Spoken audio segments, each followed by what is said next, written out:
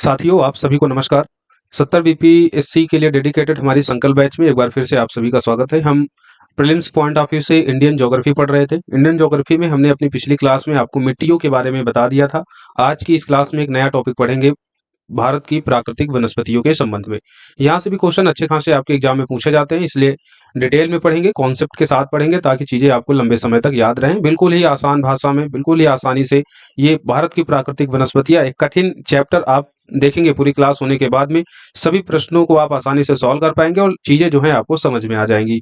70 BPSC dedicated ही हमारी संकल्प batch है, जिसमें हम लोग प्रीलिम्स और मेंस दोनों की ही प्रिपरेशन कर रहे हैं। जो बच्चे इस बैच से जुड़ना चाहते हैं दिए गए नंबर पर इसके बारे में अधिक जानकारी लेकर इस बैच से जुड़ सकते हैं।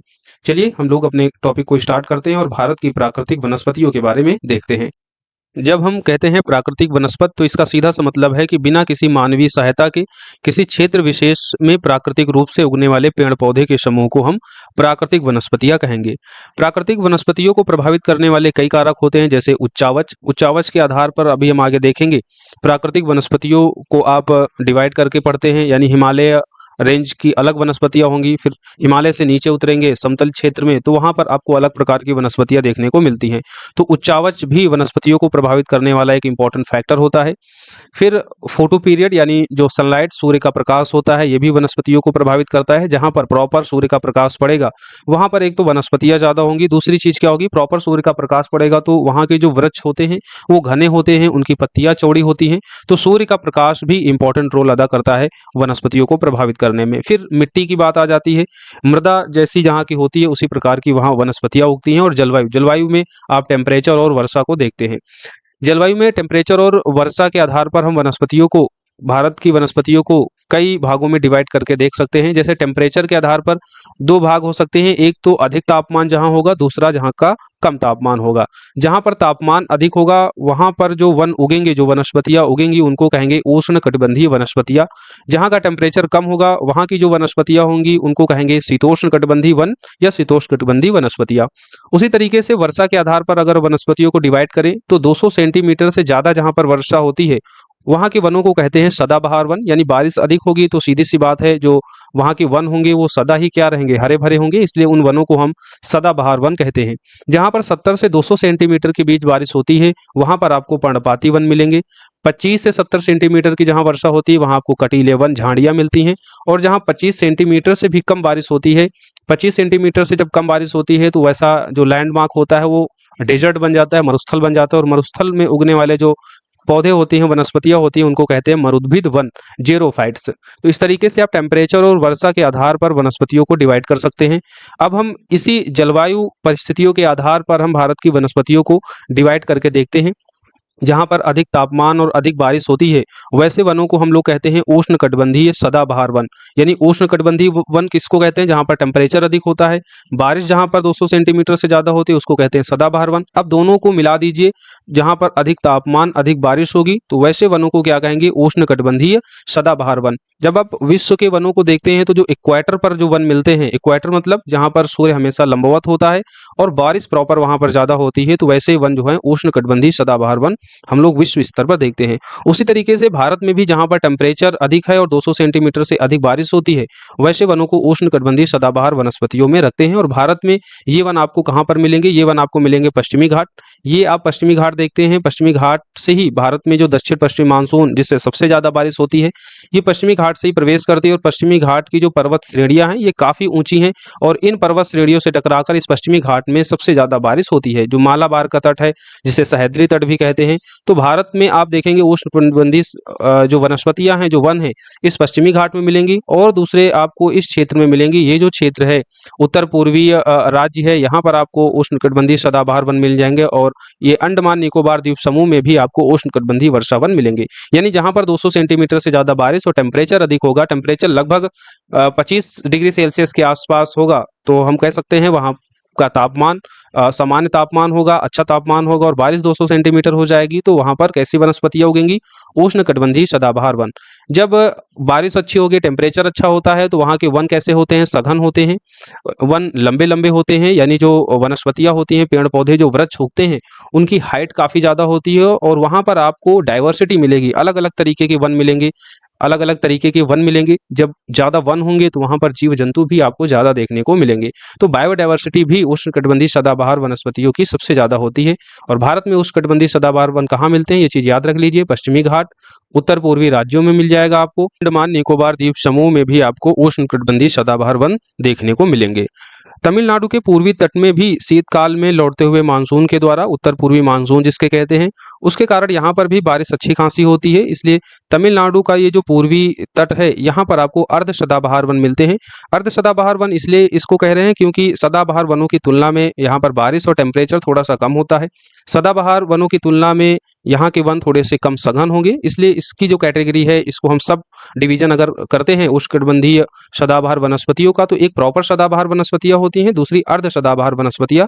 तो अर्ध सदाबहार वनस्पतियां आपको ये तमिलनाडु के पूर्वी तट राज्य में देखने को मिल जाएंगी, राइट। प्रमुख वन देख लेते हैं सदाबहार वनों में। इसमें महोगनी, आबनूस, बांस, बेत, सिनकोना, रबर, आयरनवुड और जारुल, ये उष्णकटिबंधीय सदाबहार वनों की कुछ प्रमुख वनस्पतियों के नाम है। एग्जाम में पूछा जाता है, ये एग्जाम्पल काफी इंपॉर्टेंट हो जाते हैं, तो याद रखना।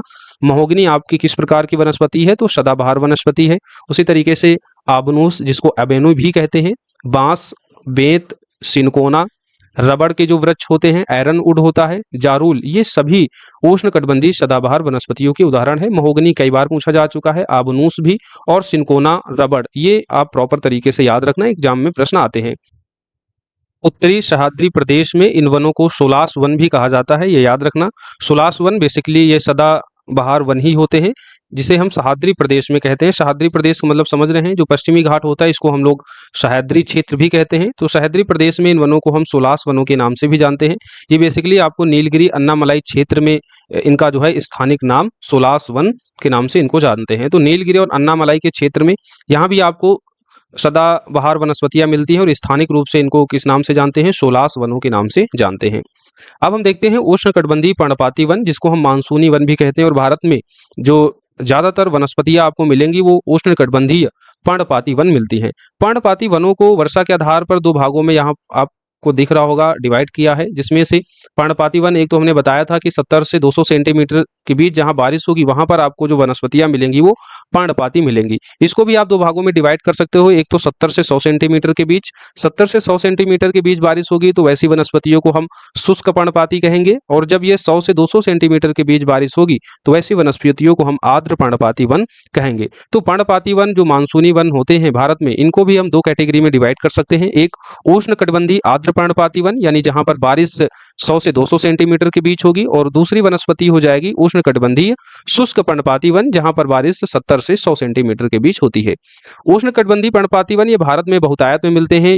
जो मैक्सिमम वनस्पतियां भारत में है वो पर्णपाती वन ही है, इसलिए भारत की वनस्पतियों को हम मानसूनी वनस्पतियां या मानसूनी वन भी कहते हैं। वाणिज्यिक दृष्टि से ये काफी इंपॉर्टेंट हो जाती हैं। जल के आधार पर हमने दो भागों में इनको डिवाइड कर लिया।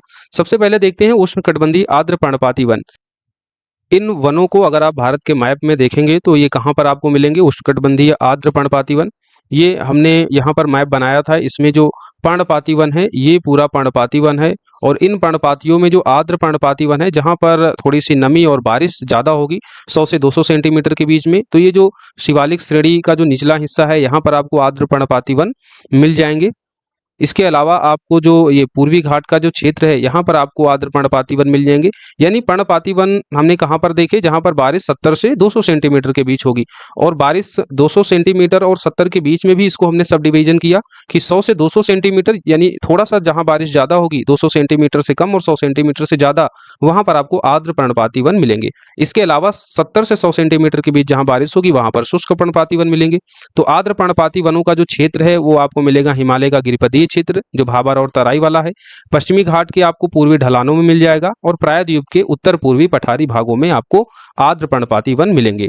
इसकी प्रमुख वनस्पतियां देखें तो साखू, जिसको हम लोग साल के वृक्ष भी कहते हैं, सागवान, शीशम, महुआ, आम, आंवला, कुसुम, चंदन और त्रिफला, ये सभी उष्णकटिबंधीय आर्द्र पर्णपाती वनों के एग्जाम्पल हैं। याद रखना, आपके एग्जाम में पूछा जाता है कि शीशम किस तरीके का वन है, तो क्या बताएंगे, ये उष्णकटिबंधीय आर्द्र पर्णपाती वनों का एग्जाम्पल है। उसी तरीके से साल, सागवान जिसको टिक की लकड़ी भी कहते हैं, टिक के वन भी कहते हैं, महुआ हो गया, आपका चंदन हो गया, कुसुम हो गया, त्रिफला हो गए, ये सभी आर्द्र पर्णपाती वन की कैटेगरी में आते हैं।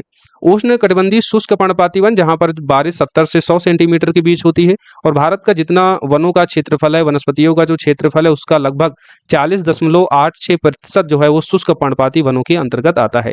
यानी अगर आपसे पूछ लिया जाए कि भारत में सबसे ज्यादा किस प्रकार के वन मिलते हैं, तो उष्ण कटिबंधीय शुष्क पर्णपाती वन आपको मिलेंगे। आर्द्र पर्णपाती जो वन है वो क्षेत्रफल का लगभग 7.7% है, और शुष्क पर्णपाती वन 40.86% है, जो सबसे ज्यादा वनों में आपको इन्हीं वनों का परसेंटेज आपको देखने को मिलेगा। इसे याद रखना। विस्तार इसका कहाँ मिलेगा, तो प्रायद्वीपीय पठार में। उत्तर प्रदेश व बिहार के जो मैदानी प्रदेश है वहां भी आपको इसी प्रकार के शुष्क पर्णपाती वन देखने को मिलेंगे। प्रमुख वनों में आप देख लीजिए अक्सलवुड, तेंदू, पलास, पीपल, नीम और अमलतास, ये जो प्रमुख वन है ये शुष्क पर्णपाती वनों के एग्जाम्पल हैं। पलास इसको हम ढाक के नाम से भी जानते हैं, ब्यूटिया मोनोस्पर्मा इसका वैज्ञानिक नाम है, और ये जंगल की आग इसको कहा जाता है, क्योंकि गर्मियों में पलास के जो पत्ते होते हैं इनमें अपने आप आग लग जाती है, और आग लगने के कारण क्या होता है, पूरे पूरे वन जो है वो जल जाते हैं। इसलिए पलास, जिसको हम स्थानिक रूप से ढाक भी कहते हैं, इनके पत्तों को हम जंगल का आग कहते हैं। तो ये चीज याद रखना, आपके एग्जाम में पूछा जाता है। तो पलास हो गया, अक्सलवुड हो गया, तेंदू हो गया, ये सब कैसे वनों के एग्जाम्पल हैं, तो ये शुष्क पर्णपाती वनों के एग्जाम्पल हैं, जहां पर बारिश 70 से 100 सेंटीमीटर के बीच होती है। प्रायद्वीपीय पठार, उत्तर प्रदेश और बिहार के मैदानी प्रदेशों में इसी प्रकार के वन पाए जाते हैं। अब हम देखते हैं उष्ण कटिबंधीय कटीले वन। उष्ण कटिबंधीय कटीला वन ये आपको कहाँ मिलेगा, जो अरावली पर्वत श्रेणी राजस्थान की है उसका जो पश्चिम वाला क्षेत्र है, वहां पर बारिश कम होती है, 70 से 25 सेंटीमीटर के बीच जहां बारिश होगी उसको हम कटीले वन झाड़ियों की श्रेणी में रखेंगे। तो ये आपको क्षेत्र दिख रहा होगा, यहाँ पर राजस्थान का क्षेत्र जहां पर बारिश कम होती है, यहाँ पर आपको उष्ण कटिबंधीय कटीले वन देखने को मिलेंगे। अब इनके बारे में देख लेते हैं कुछ अन्य इंपॉर्टेंट चीजें। यानी अगर इसमें आपको पूछ लिया जाए कि उष्णकटिबंधीय कटीले वन की प्रमुख वनस्पतियां कौन सी हैं, तो बबूल, खजूर, खैर, यानी जो कटीले वन होते हैं जिनमें कांटे होती हैं, पत्तियां छोटी होती हैं ताकि ज्यादा पानी का वाष्पोत्सर्जन ना हो सके, ये सभी विशेषताएं आपको देखने को मिलेंगी कटीले वनों की। तो बबूल आप देखते हैं छोटी छोटी पत्तियां होती हैं, इनमें कांटे होते हैं। उसी तरीके से खजूर हो गया, खैर हो गया। खैर को हमने यहाँ पर भी देखा है, खैर जो है कॉमन वृक्ष है। कॉमन वृक्ष का मतलब खैर शुष्क जगह पे उगता है जहां पर बारिश कम होती है। तो शुष्क पर्णपाती वनों में भी आपको खैर देखने को मिल जाएगा, यानी ऐसी क्षेत्र जहां पर 70 सेंटीमीटर के आसपास बारिश हो रही है। और ये जो प्रायद्वीपीय पठार, उत्तर प्रदेश और बिहार का जो मैदानी प्रदेश है, यहाँ पर भी आपको खैर का वृक्ष देखने को मिल जाएगा। और प्रॉपर जो खैर के ज्यादा अधिकतर वृक्ष मिलेंगे वो आपको राजस्थान का जो पश्चिमी क्षेत्र है जहां पर बारिश 25 से 70 सेंटीमीटर के बीच होती है, वहां पर आपको प्रॉपर देखने को मिलता है। अब उष्णकटिबंधीय कटीले वन हमने 25 से 70 सेंटीमीटर के बारिश वाले क्षेत्र में देखा, और जहां पर बारिश 25 सेंटीमीटर से भी कम होती है वैसे वनों को हमने किस कैटेगरी में रखा था, मरुद्भिद वनस्पतियों में, जिसको कहते हैं हम लोग एक्सेरोफाइट्स। यहाँ पर बारिश 25 सेंटीमीटर से भी कम होती है। राजस्थान का जो क्षेत्र देखेंगे उसमें जो अरावली पर्वत श्रेणी है वो जलवायु विभाजक का कार्य करती है, और अरावली पर्वत श्रेणी के पश्चिम का जो क्षेत्र है, जब हम पश्चिम की तरफ आएंगे तो यहाँ पर एक आपको मिलती है 25 सेंटीमीटर समवर्षा रेखा। इस 25 सेंटीमीटर समवर्षा रेखा के ये जो बीच में क्षेत्र देख रहे हैं अरावली, और इस 25 सेंटीमीटर समवर्षा के बीच के क्षेत्र में यहाँ पर तो बारिश आपको 25 से 70 सेंटीमीटर के बीच मिल जाएगी। लेकिन ये जो समवर्षा रेखा जो 25 सेंटीमीटर है, इसके फिर पश्चिम में आएंगे रेड क्लिफ रेखा की तरफ, पाकिस्तान की तरफ, तो ये जो क्षेत्र है ये बनता है मरुस्थलीय क्षेत्र। थार का जो मरुस्थल है ये वही मरुस्थल, थार का मरुस्थल है, भारत का सबसे बड़ा मरुस्थल रेगिस्तान, जो 25 सेंटीमीटर इस समवर्षा रेखा के पश्चिम में आपको पड़ता है, और इसी मरुस्थल में आपको मरुद्भिद वनस्पतियां देखने को मिलेंगी। तो ये चीज आपको याद रखना है। अरावली पर्वत श्रेणी एक जलवायु विभाजक का कार्य करती है, और अरावली पर्वत श्रेणी के पश्चिम में जब आगे बढ़ेंगे तो आपको 25 सेंटीमीटर समवर्षा रेखा मिलेगी। हमने राजस्थान का जब मैदान आपको पढ़ाया था तब इस चीज का जिक्र किया था। तो इस 25 सेंटीमीटर समवर्षा रेखा और अरावली के बीच में आपको उष्णकटिबंधीय कटीले वन मिलेंगे, और 25 सेंटीमीटर समवर्षा रेखा के जब और भी पश्चिम में आएंगे, पश्चिम का जो पूरा क्षेत्र है फिर रेड क्लिफ रेखा तक, पाकिस्तान के बॉर्डर लाइन तक, वो पूरा रेगिस्तान का क्षेत्र है, और उस रेगिस्तान के क्षेत्र को हम क्या कहते हैं, थार का रेगिस्तान कहते हैं। यहाँ पर आपको मरुद्भिद वनस्पतियां मिलेंगी, जैसे नागफनी, कैक्टस और यूफोर्बिया। ये वनस्पतियों के नाम है मरुद्भिद वनस्पतियों के, नागफनी, कैक्टस। इनकी विशेषता क्या होती है, एक पहली चीज तो ये झाड़ियों के रूप में होंगी, इनमें पत्तियां नहीं होती हैं, होती भी हैं तो बहुत छोटी और नुकीली होती हैं। आपने कभी नागफनी का पौधा देखा होगा तो इसमें पत्तियां बहुत छोटी होती हैं और बिल्कुल चिकनी चिकनी होती हैं, ताकि जो सनलाइट आए उसको रिफ्लेक्ट कर दे और ज़्यादा से ज़्यादा जो पानी है उसको एब्जॉर्ब करके रखे। पत्तियां बड़ी होंगी, चौड़ी होंगी तो उनमें वाष्पोसर्जन ज़्यादा होगा। इसलिए जो मरुद्भिद वनस्पतियां होती हैं उनमें या तो पत्ती नहीं होती है, होती भी हैं तो पत्तियां बहुत छोटी होती हैं, कड़ी होती हैं, बहुत मोटी होती हैं और चिकनी होती हैं। पत्तियां तने जो होते हैं वो गूदेदार होते हैं, जो जल को संचित रख सके। जल तंत्र सुविकसित होता है, बड़े क्षेत्रों में फैला होता है, यानी जो इनका जल तंत्र जड़ तंत्र होता है, माफ कीजिए, जड़ तंत्र काफी नीचे तक होता है, ताकि पानी को ये प्राप्त कर सके। नीचे का जो भौम जल होता है उससे पानी इनको मिल सके। दिन के समय पत्तियों में अपने रंध्र को बंद करने की इनमें एक विशिष्ट विशेषता होती है, ताकि वाष्पोसर्जन न हो सके। तो मरुद्भिद वनस्पतियों की ये कुछ विशेषताएं हैं। आपसे डायरेक्ट कंसेप्चुअल प्रश्न यहाँ से पूछा जाता है, तो याद रखना। मरुद्भिद वनस्पतियां या जो उष्णकटिबंधीय कटीले वन होते हैं, ये वनों के रूप में न होकर झाड़ियों के रूप में होते हैं। यहाँ जो वनस्पतियां होती हैं उनमें पत्तियां बहुत छोटी होती हैं, नुकीली होती हैं। या फिर मरुद्भिद वनस्पतियां जहां पर 25 सेंटीमीटर से भी कम बारिश होती है, वहां की वनस्पतियों में आप पत्तियों को भी नहीं देखेंगे। पत्तियां होती भी हैं और जो तने होते हैं वो बहुत मोटे गूदेदार होते हैं, चिकने होते हैं, ताकि वो जल को संचित कर सके और जो सनलाइट होती है उनको रिफ्लेक्ट कर सके। जड़ तंत्र सुविकसित होता है, ताकि नीचे से भौम जल को वो प्राप्त कर सके। दिन के समय पत्तियों में रंध्र बंद करने की विशिष्ट विशेषता होती है, ताकि वाष्पोत्सर्जन इनमें न हो। कत्था हमने अभी देखा, माफ कीजिए, ये खैर हमने अभी देखा था। खैर उष्णकटिबंधीय कटीले वन या शुष्क वनों की कैटेगरी में रखते हैं, शुष्क पर्णपाती वनों की कैटेगरी में। और खैर की लकड़ी से ही हमें कत्था प्राप्त होता है। जो कत्था पान वगैरह में देखते हैं रेड कलर का लगाते हैं, ये आपको खैर की लकड़ी से प्राप्त होता है। ये चीज आपको याद रखना है। कई बार प्रश्न पूछा गया है कि कत्था किस प्रकार के वृक्ष से मिलता है, तो खैर के वृक्ष से ये मिलता है। अब हम देखेंगे ज्वारी वन। ज्वारी वन कौन से वन होते हैं, तो ये वन मुख्यतः उन भागों में मिलते हैं जहां नदियों का ताजा जल समुद्री जल में मिलता है, जैसे गंगा, गोदावरी, कृष्णा का जो डेल्टाई क्षेत्र है, यहाँ पर आपको ज्वारी वन मिलेंगे। मैप में एक बार देखते हैं। मैप में ये जो वन आप देख रहे हैं, ये सभी कैसे वन हैं? ज्वारी वन है, जिनको हम अनूप या डेल्टाई वन या वेलांचली वन भी कहते हैं। ये गंगा का डेल्टाई क्षेत्र है, ये आपका कृष्णा गोदावरी का डेल्टाई क्षेत्र है। यहाँ पर आपको कैसे वन मिलेंगे? ज्वारी वन मिलेंगे। ज्वारी वन को हम मैंग्रोव वन भी कहते हैं। ये आपका कच्छ का रन देख रहे हैं, दलदल वाला क्षेत्र, तो ये सभी कैसे वन है? ये सभी ज्वारी वन के उदाहरण हैं। कई प्रकार के ज्वारी वन की वनस्पतियां होती है, मुख्य रूप से इसमें आप मैग्रोव को देखते हैं, सुंदरी देखते हैं। सुंदरी एक प्रकार की ज्वारी वन है, मैग्रोव वन के उदाहरण है। सुंदरी, ज्यादातर जो सुंदरी के वृक्ष मिलते हैं ये आपको गंगा ब्रह्मपुत्र के डेल्टाई क्षेत्र में मिलते हैं, इसलिए गंगा ब्रह्मपुत्र के डेल्टा को सुंदर वन का भी डेल्टा कहते हैं, क्योंकि यहाँ पर सुंदरी ज्वारी वन अधिक रूप में देखने को मिलते हैं। इसके अलावा केवड़ा, बेंदी के वृक्ष भी ज्वारी वनों के ही एग्जाम्पल हैं। अब आपसे ज्यादातर इसमें जो क्वेश्चन पूछा जाता है मैग्रोव वनों के बारे में पूछा जाता है, तो मैग्रोव वन एक बार डिटेल में यहाँ देख लेते हैं। मैग्रोव वन एक प्रकार की ज्वारी वन है। ये कहाँ कहाँ आपको मिलेंगे? एक तो सुंदरी मैग्रोव वन जो पश्चिम बंगाल में गंगा का डेल्टा है वहाँ, अंडमान निकोबार द्वीप समूह में आपको मैग्रोव वन मिल जाएंगे, कृष्णा गोदावरी के डेल्टाई क्षेत्र में। इसके अलावा आपको गुजरात का जो कच्छ वाला एरिया है वहाँ पर आपको मिलेगा। महाराष्ट्र का जो रत्नागिरी का क्षेत्र है वहाँ आपको मैग्रोव वन मिलेंगे, और गोवा के तट में भी आपको मैग्रोव वन के मैग्रोव वन देखने को मिल जाएंगे। मैग्रोव वन कुछ इस तरीके के वन होते हैं, ये खारे और ताजे दोनों प्रकार के जलों में उग सकते हैं। और ये जो मैग्रोव वन उगते हैं, बेसिकली यहाँ पर ऑक्सीजन की कमी होती है। ऑक्सीजन की कमी होने के कारण इनमें आप एक विशिष्ट गुण देखने को मिलेगा। मैग्रोव वन की दो जड़ें होती हैं, एक तो नीचे की जड़ होती है जो अवस्तंभ जड़ें होती हैं, स्टिल रूट्स होती हैं, जो मैग्रोव वनों को यांत्रिक रूप से सुरक्षा प्रदान करती हैं, जड़ों को नीचे जो है पेड़ को पकड़ के रखती हैं। और दूसरी तरीके की जड़ें होती हैं, आप देख रहे हैं कि ऊपर की तरफ ये जड़ें क्या होती हैं, निकली होती है कुछ इस तरीके से। यानी कुछ जड़ें होती हैं जो बेस की जड़ें होती हैं, जो जमीन से पेड़ को पकड़ के रखती हैं। और इनमें एक खास विशेषता और भी होती है कि इनकी जो जड़ें होती हैं वो ऊपर की तरफ भी उठ के आ जाती हैं। और ये जो ऊपर की तरफ उठ के जड़ें आती हैं, इनको कहते हैं न्यूटाफोर्स जड़ें।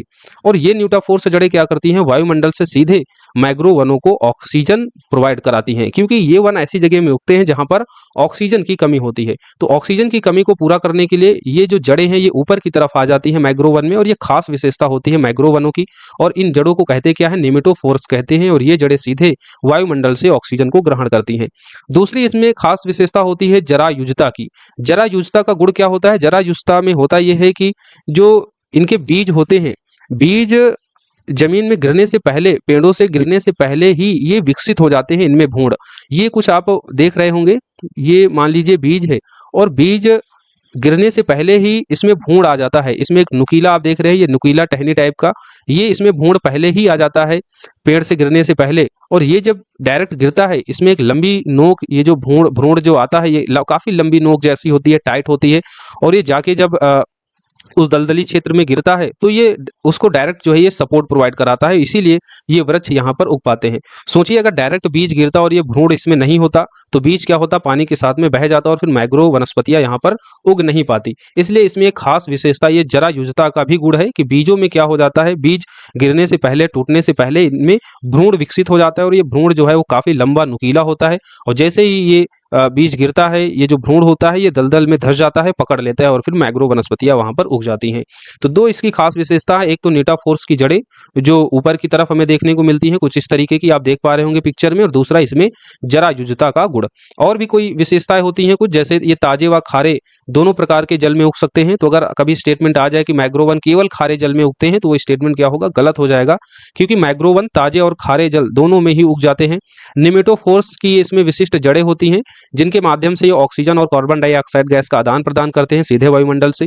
जरायुजता जिसको अंग्रेजी में कहते हैं विवोपोरी, विवोपैरी या जरायुजता, इसमें एक विशेष गुण है जिसके अंतर्गत भ्रूण विकास की प्रक्रिया पेड़ से फलों के गिरने से पहले ही प्रारंभ हो जाती है। वाष्पोसर्जन की प्रक्रिया को रोकने के लिए इन पत्तियों की मोटी और चिकनी पत्तियां होती हैं। जिन स्थानों पर मैग्रो उगते हैं वहां पर ऑक्सीजन की कमी होती है, ऑक्सीजन की कमी को पूरा करने के लिए इस तरीके की आप न्यूटोफोर्स की जड़ें इसमें देखने को आपको मिलेंगी। अब मैग्रो वन का क्या इंपॉर्टेंट है, क्या इसका महत्व है, तो ये प्राकृतिक शरण स्थल होता है। यहाँ पर कई प्रकार का आपको जीव जंतु वनस्पतियां देखने को मिलती हैं। तो एक प्रकार की देखते हैं यहाँ पर बायोडाइवर्सिटी अधिक होती है, क्योंकि यहाँ पर खारा जल भी है, ताजा जल भी है और दोनों आपस में मिल रहे हैं। दो पारिस्थितिकी तंत्र यहाँ पर मिल रहे हैं, एक नदी तंत्र, दूसरा समुद्र का पारिस्थितिकी तंत्र। तो यहाँ पर काफी बायोडाइवर्सिटी देखने को मिलती है, इसलिए इसको हम प्रकृति का शरण स्थल भी कहते हैं। प्राकृतिक जल शोधक के रूप में काम करती है, यानी मैग्रो वनों को एक तरीके की हम किडनी कहते हैं। किडनी जैसे आपके बॉडी में जो विषाक्त पदार्थ होते हैं उसको साफ करने का काम करती है, उसी तरीके से ये प्राकृतिक जल शोधक का भी काम करती है। एक बार यूपीएससी में प्रश्न ये पूछा गया था, तो याद रखिए मैग्रो का महत्व क्या है, प्राकृतिक जल शोधक के रूप में भी ये वर्क करता है। सूर्य की पराबैंगनी जो बी किरणें होती हैं उनसे बचाने में भी ये काफी इंपॉर्टेंट रोल अदा करता है, क्योंकि मैग्रो पौधे की पत्तियों में लेवोनाइड एक एंजाइम पैदा होता है जो पराबैंगनी किरणों को रोकने का कार्य करता है। तटीय क्षरण को ये रोकता है, यानी जो तट से जो मिट्टियां होती हैं उनको पकड़ के ये मैग्रो वन रखता है, तो तट का जो क्षरण हो सकता है उसको रोकने में ये महत्वपूर्ण भूमिका निभाता है। बाढ़ नियंत्रण और प्राकृतिक संरक्षण कार्य में भी ये काफी इंपॉर्टेंट हो जाता है। जो चक्रवात, सुनामी वगैरह आती हैं, इनकी जो जड़ें होती हैं इतनी मजबूत होती हैं कि जो चक्रवात और सुनामी आता है वो इन पेड़ों से टकराकर जो है वापस चला जाता है, तो तट का जो क्षेत्र है वो सिक्योर हो जाता है इन मैग्रो वनों के कारण। आर्थिक लाभ भी है, यहाँ पर काफी आपको वन औषधीय पादप मिलेंगी। वन उत्पाद जो होते हैं, इनकी जो लकड़ियां होती हैं वो भी काफी इंपॉर्टेंट होती है। तो वन उत्पाद, यहाँ की जो औषधीय वनस्पतियां होती हैं, ये सभी आर्थिक रूप से हमारे लिए बेनिफिशियल होती हैं। तो इसके कई इंपॉर्टेंट है, प्राकृतिक संरक्षणकारी के रूप में बाढ़ नियंत्रण, बाढ़ को रोकता है, तटीय क्षरण को रोकता है, लेवोनाइड जो इनकी पत्तियों में होता है, ग्रीन हाउस माफ कीजिए पराबैंगनी जो बी किरणें होती हैं उनको बचाते हैं, प्राकृतिक जल शोधक के रूप में काम करता है और प्रकृति का शरण स्थल भी ये होता है। तो मैग्रो वनों के बारे में ये सारी चीजें याद रखना, यहाँ से प्रश्न आपके एग्जाम में आता है तो अब आपका गलत नहीं होना चाहिए। अब हम पर्वतीय वनों को देखते हैं। हमने अभी तक कौन कौन सी वनस्पतियों को देख लिया, एक तो उष्णकटिबंधीय सदाबहार वनस्पतियां, फिर उष्णकटिबंधीय पर्णपाती वन। पर्णपाती वनों को भी दो कैटेगरी में देखा, एक आर्द्र पर्णपाती वन, एक शुष्क पर्णपाती वन। फिर हमने ज्वारी वनों को देखा, ज्वारी वनों में मुख्य रूप से हमने मैग्रो वनों को जो है डिटेल में पढ़ा, जहां से प्रश्न आते हैं। अब हम पर्वतीय वनों को देख लेते हैं। पर्वतीय वन ऊंचाई बढ़ने पर यहाँ देखते हैं तो जो जलवायु दशाएं होती हैं, विशेषकर जो टेम्परेचर और जो रेनफॉल होती है, यानी जो तापमान और वर्षा होती है, उसमें परिवर्तन के कारण वनस्पतियों के वितरण में आपको यहाँ परिवर्तन दिखाई देगा। यानी जो हिमालयन बेल्ट है, जो पर्वतीय क्षेत्र है, ये ऊंचाई के साथ साथ में यहाँ पर आप टेम्परेचर और वर्षा में काफी आप देखेंगे काफी परिवर्तन होता है, और इस परिवर्तन के कारण यहाँ पर आपको डिफरेंट टाइप्स के वन मिलेंगे। तो यहाँ उष्ण कटिबंध से लेकर अल्पाइन वनस्पतियां, यानी शीतोष्ण कटिबंध की जो वनस्पतियां होती हैं वो मिलती हैं। अब ये मान लीजिए पूरा हिमालयन बेल्ट है, एक पर्वत है, और पर्वत में जैसे जैसे आप ऊंचे जाएंगे तो वैसे वैसे टेम्परेचर क्या होता है वो कम होता जाता है, जिसके कारण वनस्पतियों की जो कैटेगरी है, वनस्पतियों के जो प्रकार है, वनस्पतियों की जो स्थिति है उसमें भी परिवर्तन आ जाता है। तो जब 1000 मीटर तक आप ऊपर जाएंगे तो वैसी वनस्पतियों को क्या कहेंगे, पर्वतीय वनस्पतियों को उष्ण कटिबंधीय आर्द्र पर्णपाती वन आपको मिलेंगे। आर्द्र पर्णपाती वन अभी हमने देखा था कि जो हिमालय का जो गिरिपदीय क्षेत्र है, शिवालिक रेंज है, वहां पर आपको उष्णकटिबंधीय आर्द्र पर्णपातियों के बारे में देखा था, तो इसको अब हम लोग दोबारा नहीं देखेंगे। तो हिमालयन बेल्ट का जो सबसे निचला हिस्सा है, हिमालय का गिरिपदीय क्षेत्र 1000 मीटर की ऊंचाई तक, वहां भी आपको उष्णकटिबंधीय आर्द्र पर्णपाती वन मिलेंगे। फिर उसकी जब ऊपर जाएंगे 1000 मीटर से 2000 मीटर के बीच में, यहाँ पर आपको उपोष्ण कटिबंधीय पर्णपाती पर्वतीय वन मिलेंगे। फिर 2000 से 3000 मीटर के बीच में आपको कोणधारी वन मिलते हैं। कोणधारी वन क्या होते हैं कि जहाँ पर जो बारिश होती है ये होती है हिमानीकृत बारिश, यानी बर्फबारी होती है, और बर्फ पत्तियों में ना रुक पाए इसके लिए जो इनके वन होते हैं वो कोणनुमा होते हैं। इनकी पत्तियां भी नीचे की तरफ झुकी होती है ताकि इनमें जब बर्फ गिरे तो वो नीचे जो है इन पत्तियों का जो ये डिजाइन होता है, कोण के रूप में जो डिजाइन होता है उसके सहारे ये नीचे आ जाए, उसमें टिका ना रहे। तो यहाँ पर आपको कोणधारी सदा हरित वन मिलेंगे 2000 से 3000 मीटर के बीच में। फिर 3000 मीटर से 4000 मीटर के बीच में आपको अल्पाइन वन मिलते हैं। यहाँ पर सबसे ज्यादा ठंड होती है, टेम्परेचर बहुत कम होता है।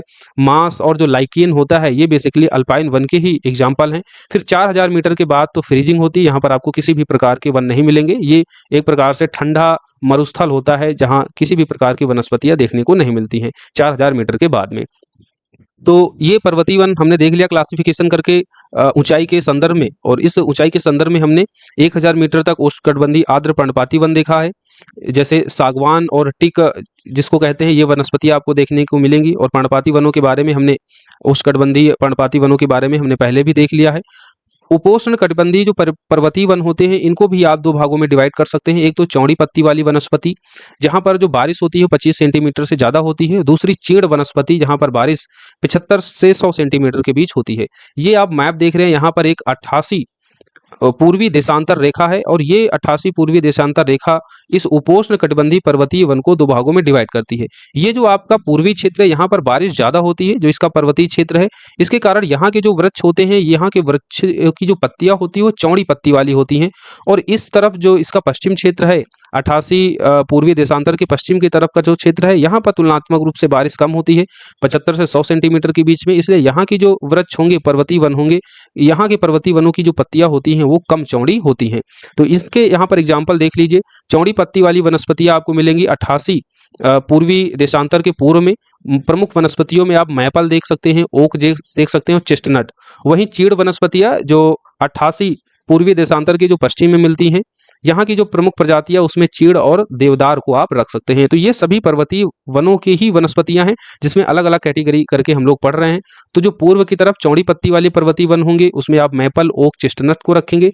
वहीं जो चीड़ वनस्पतियां हैं, यानी हिमालय वाला जो क्षेत्र है जहां पर 75 से 100 सेंटीमीटर के बीच बारिश होती है, और 1000 से 2000 मीटर की ऊंचाई के बीच में आपको चीड़ और देवदार के वृक्ष मिलेंगे। जब हम 2000 से ऊपर जाते हैं 3000 मीटर की ऊंचाई तक, तब वहां आपको कोणधारी वनस्पतियां मिलती हैं। यहाँ पर बारिश तो ज्यादा होती है, लगभग 150 से 200 सेंटीमीटर के बीच में, लेकिन बारिश यहाँ पर हिमानीकृत होती है, यानी जो बारिश होती है वो बर्फ के रूप में होती है। यहाँ की जो लकड़ी होती है वो काफी कोमल होती है, इसलिए यहाँ की लकड़ी से कागज बनाने में काफी ये महत्व, काफी इंपॉर्टेंस इसकी होती है। तो ये चीज याद रखना, जो कोणधारी वन होते हैं पर्वतीय वनों में, यहाँ की लकड़ी होती है कोमल, जिससे हम बनाते हैं कागज। तो कागज बनाने में काफी उपयोगी होती है। प्रमुख वनस्पतियों में आप फर, स्प्रू के वृक्ष रख सकते हैं इसमें। और ये काफी आपके एग्जाम में पूछा जाता है कि फर, स्प्रू कैसे वन है, तो एक प्रकार के कोणधारी वनस्पतियां हैं। और अगर और इसमें हम कैटेगराइज कर दें कि ये पर्वतीय वन है या उष्णकटिबंधीय आर्द्र पर्णपाती वन है, सदाहरित वन है, तो कैसे वन हो जाएंगे? पर्वतीय वन हो जाएंगे। और पर्वतीय वनों में भी कैसे वन? कोणधारी वनस्पतियां, कोणधारी वन। उसके ऊपर जब आप 3000 मीटर से 4000 मीटर की ऊंचाई के बीच की रेंज में जाएंगे, बीच में जाएंगे, तो आपको अल्पाइन वनस्पतियां मिलेंगी। अल्पाइन वनस्पतियों को हम शीतोष्ण कटिबंधीय घास के मैदान भी कहते हैं। छोटे पेड़ पौधे यहाँ पर पाए जाते हैं, उदाहरण के लिए लाइकेन और मास। तो लाइकेन और मास एक प्रकार के अल्पाइन वनस्पतियां हैं, उष्ण कटिबंधीय घास के मैदान हैं ये, और ये आपको 3000 से 4000 की मीटर के बीच में आपको मिलेंगे। तो पर्वतीय वनों को इस तरीके से आप पढ़ेंगे तो ये आसानी से समझ में आ जाएगा कि जैसे जैसे आप ऊपर जाएंगे वैसे वैसे टेम्परेचर आपका कम होता जाता है, और रेनफॉल में भी आपको वेरिएशन देखने को मिलता है, जिसके कारण पर्वतीय वन जो है अलग अलग कैटेगरी में हम ऊंचाई के आधार पर देखते हैं। सबसे नीचे उष्णकटिबंधीय आर्द्र पर्णपाती वन 1000 मीटर तक, फिर 1000 से 2000 मीटर तक उपोष्ण कटिबंधीय पर्वतीय वन। इसको भी दो भागों में डिवाइड करते हैं। पूरब का जो क्षेत्र होता है वहां पर बारिश ज्यादा होती है, तो पर्वतीय वनों की जो पत्तियां होती हैं पूर्वी क्षेत्रों में चौड़ी होती हैं। फिर हम लोग पश्चिम की तरफ आते हैं, 88 पूर्वी देशांतर इसकी एक डिवाइडेड रेखा रखते हैं और इस 88 पूर्वी देशांतर के पश्चिम की तरफ के क्षेत्र जहां पर 75 से 100 सेंटीमीटर के बीच बारिश होती है, जिसको हम चीड़ वनस्पति कहते हैं। यहाँ की जो प्रमुख प्रजातियां उसमें चीड़ देवदार को देखते हैं। ये उपोष्ण कटिबंधीय पर्वतीय वनों की हम एग्जाम्पल के तौर पर देख रहे हैं। फिर कोणधारी वनस्पति जो 2000 से 3000 मीटर के बीच में। कोणधारी सदाहरित वनस्पतियों में कौन से हमने वनस्पतियां देखी? फर और स्प्रू को देखा। फिर उसके ऊपर 3000 से 4000 मीटर के बीच में आपको अल्पाइन वनस्पतियां मिलती है, जिसमें लाइकेन और मास को हम पढ़ते हैं। अब कुछ इंपॉर्टेंट फैक्ट देख लेते हैं। ये सभी वनस्पतियां हमने पढ़ ली, जितने भी प्रकार की वनस्पतियां भारत में होती हैं। भारत में मुख्य रूप से 5 प्रकार की वनस्पतियां होती हैं, लेकिन अगर 5 ना हो तो 6 लगा दीजिएगा अगर ऑप्शन में 6 हो तो, क्योंकि जो उष्णकटिबंधीय पर्णपाती वन है उसको हमने 2 भागों में डिवाइड करके देखा था, एक आर्द्र पर्णपाती, दूसरा हो जाता है शुष्क पर्णपाती। तो उस तरीके से किसी किसी किताब में आपको 6 भी मिलेगा, लेकिन मुख्य रूप से जो कैटेगरी होती है वो 5 कैटेगरी होती हैं। अगर 5 ना हो तो आप 6 लगा दीजिएगा ऑप्शन में अगर 6 हो तो। तो इस तरीके से हमने सभी वनस्पतियों के बारे में देख लिया है जो भारत में पाई जाती हैं। आप कुछ इंपॉर्टेंट फैक्ट देख लेते हैं। जैसे जम्मू कश्मीर में डल झील के पास आपको सिराज बाग मिलेगा और ये सिराज बाग एशिया का सबसे बड़ा ट्यूलिप गार्डन है, ये चीज याद रखना। एशिया का सबसे बड़ा ट्यूलिप उद्यान कहाँ पर है? जम्मू कश्मीर में है, डल झील जो है उसके समीप, जिसका नाम क्या है? सिराज बाग।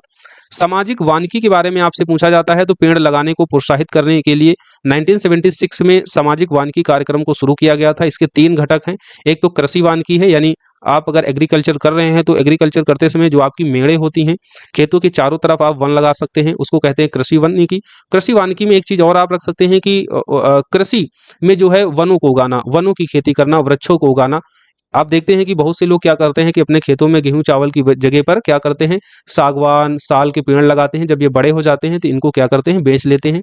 काफी कॉस्टली ये पेड़ों की लकड़ियां बिकती हैं। तो इस तरीके से पेड़ों को प्रोत्साहित करने के लिए, पेड़ लगाने के लिए जो है सामाजिक वानिकी कार्यक्रम को चलाया गया था, जिसका एक घटक क्या है? कृषि वानिकी है, यानी कृषि के साथ साथ में आप वनों को भी लगाइए। फिर ग्रामीण या सामुदायिक वन है, यानी यहाँ पर क्या होता है, कोई एक इंडिविजुअल व्यक्ति नहीं बल्कि ग्रामीण के जो लोग होते हैं एक समुदाय बनाकर जो है वनों को लगाएं। दूसरा, शहरी क्षेत्र में शहरी या सार्वजनिक वानिकी कहते हैं। सार्वजनिक वानिकी ऐसी होती है, यानी शहरों में अगर कोई स्थान खाली पड़ा हुआ है तो आप जाकर वहां पर वृक्ष लगा दीजिए सार्वजनिक तौर पर, तो उसको कहते हैं सार्वजनिक वानिकी या शहरी वानिकी। तो सामाजिक वानिकी में 3 घटक होते हैं, कृषि वानिकी, ग्रामीण या सामुदायिक वानिकी, शहरी या सार्वजनिक वानिकी। आपसे यहाँ से प्रश्न पूछा जाता है और प्रश्न किस तरीके का आता है, निम्नलिखित में से कौन सा घटक सामाजिक वानिकी में शामिल नहीं है? तो जब आपको 3 घटक आपको पता होंगे तो चौथा घटक जो होगा वो गलत ऑप्शन होगा और वही आपका उत्तर होता है। तो ये तीनों घटक आपको याद होने चाहिए प्रश्न का सही उत्तर लगाने के लिए। यूकेलिप्टस जो होता है वो क्या करता है कि जो भौम जल होता है उसको बहुत ज्यादा ये एब्जॉर्ब करता है। क्यों? क्योंकि यूकेलिप्टस की जो जड़ें होती है वो काफी नीचे तक होती हैं। इसके कारण क्या होता है कि अधिक जल एब्जॉर्ब करने के कारण वहां की जो मिट्टी होती है उसको शुष्क कर देता है, उसको बंजर कर देता है, उसकी नमी को ये सोख लेता है। इसीलिए यूकेलिप्टस को पारिस्थितिकी का आतंकवाद भी कहा जाता है और भारत सरकार के द्वारा यूकेलिप्टस के वृक्ष को लगाना वाणिज्यिक रूप से क्या है, बैन है, प्रतिबंधित किया गया है इसको लगाने के लिए। तो एक चीज याद रखना यूकेलिप्टस के बारे में, इसको पारिस्थितिकी का क्या कहते हैं, आतंकवाद कहते हैं। क्योंकि ये क्या करता है, पानी को बहुत ज्यादा एब्जॉर्ब करता है। पानी को ज्यादा एब्जॉर्ब करने के कारण जो वहां की आसपास की जो मिट्टी होती है उसकी नमी खत्म हो जाती है। जब नमी खत्म हो जाएगी तो उसकी जो उपजाऊता, जो उर्वरकता होती है मिट्टी की, वो भी खत्म हो जाती है। वर्ष 1987 में भारतीय वन स्थित रिपोर्ट प्रत्येक 2 वर्ष में जारी की जाती है। तो 1987 से ही प्रत्येक 2 वर्ष में जो है भारतीय वन स्थित रिपोर्ट जारी की जाती है। आप में से कोई कमेंट बॉक्स में बताइए कि लेटेस्ट जो रिपोर्ट है वो किस नंबर की रिपोर्ट है। हम लोग भारतीय वन स्थित रिपोर्ट जो लेटेस्ट है उसको हम अलग से डिस्कस करेंगे, क्योंकि वहां से भी आपके एग्जाम में प्रश्न पूछे जाते हैं। अभी के लिए आप लोग इतना याद रखिए कि जो वन स्थित रिपोर्ट प्रत्येक 2 वर्ष में जारी की जाती है वो 1987 से जारी की जा रही है। स्वतंत्रता के बाद जो वन नीति बनी थी, राष्ट्रीय वन नीति, वो 1988 में बनी थी और इस 1988 की राष्ट्रीय वन नीति के तहत देश के क्षेत्रफल का 33% वन हो, ऐसा टारगेट निर्धारित किया गया था। तो राष्ट्रीय वन नीति 1988 के तहत कुल क्षेत्रफल का कितना परसेंट वन होना चाहिए? तो 33% क्षेत्रफल का 33% क्षेत्रफल वन होने चाहिए। भारतीय वनस्पति सर्वेक्षण विभाग 1890 में बना था, कोलकाता में इसका हेडक्वार्टर है। और भारतीय वन सर्वेक्षण जो 1981 में बना था, भारतीय वन सर्वेक्षण ये है कहाँ, तो ये देहरादून उत्तराखंड में है, तो ये चीज़ भी आप याद रखना। भारतीय वन सर्वेक्षण विभाग कहाँ है, कोलकाता में 1890 में इस्टेब्लिश हुआ था। और भारतीय वन संरक्षण कहाँ है, देहरादून उत्तराखंड में, ये 1981 में इस्टेब्लिश हुआ था। राष्ट्रीय वन नीति 1988 के तहत भारत के कुल क्षेत्रफल में के 33% क्षेत्र में वन होने का टारगेट निर्धारित किया गया था। भारतीय वन स्थित रिपोर्ट प्रत्येक 2 वर्ष में जारी की जाती है 1987 से। तो ये कुछ इंपॉर्टेंट फैक्ट थे जहां से प्रश्न आपके एग्जाम में आता है। तो इस तरह हमने भारत की जो प्राकृतिक वनस्पति से रिलेटेड टॉपिक है, इस पर हमने डिटेल में डिस्कस कर लिया है। कितने प्रकार की वनस्पतियां होती हैं, उन वनस्पतियों में भी सारी चीजें देखी, प्रमुख वनस्पतियों के नाम और जो अन्य फैक्टर हैं, जो अन्य फीचर्स हैं वनस्पतियों के संबंध में जहां से प्रश्न आते हैं, उन सभी को हमने देखा। अगर मेंस में भी क्वेश्चन आ जाता है वनस्पतियों से रिलेटेड, तो भी आप उसको बहुत ही आसानी से अब लिख सकते हैं इसको अच्छे से पढ़ने के बाद। तो आप लोग पढ़िए अच्छे से, जो हमने चीजें पहले हो चुकी हैं क्लास में उन सबका अच्छे से रिवीजन करते रहिए। मिलेंगे हम लोग अगली क्लास में किसी दूसरे टॉपिक के साथ। ज्योग्राफी की 2 से 3 क्लासेज और होंगी, इंडियन ज्योग्राफी आपकी खत्म हो जाएगी। जो बच्चे इस 70 बीपीएससी के लिए डेडिकेटेड हैं और इस बैच को ज्वाइन करना चाहते हैं, प्रीलिम्स और मेंस दोनों की प्रिपरेशन इस संकल्प बैच में हो रही है। नंबर है 6306473800। इस पर कॉल या मैसेज करके इसके बारे में अधिक जानकारी आप ले सकते हैं। धन्यवाद, जय हिंद। आप लोग पढ़ते रहिए। 17 नवंबर का टारगेट बनाते हुए सभी चीज़ों को कवर अप करते रहिए और हमारी तरफ से पूरी मेहनत के साथ आपको लगातार क्लासेस दी जा रही हैं। इनको अच्छे से पढ़िए, रिवीजन कीजिए, प्रैक्टिस कीजिए, आपका सिलेक्शन जरूर होगा। इस बार सीटें भी अच्छी हैं, तो मेहनत करते रहिए। धन्यवाद।